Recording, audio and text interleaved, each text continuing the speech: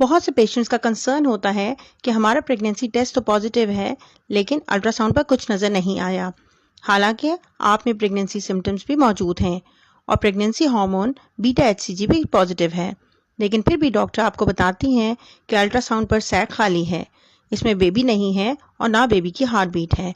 तो यकीनन ये सिचुएशन आपके लिए बहुत परेशान कुन होती है।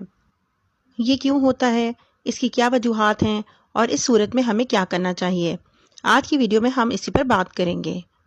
प्रेगनेंसी में पहला अल्ट्रासाउंड तकरीबन 6 हफ्ते पर किया जाता है, जिसमें देखा जाता है कि प्रेगनेंसी हेल्दी है या नहीं, आगे चलने वाली है या नहीं, मिसकैरेज तो नहीं हो गया। इसके अलावा देखा जाता है कि प्रेगनेंसी यूट्रस के अंदर ही है, बाहर तो नहीं।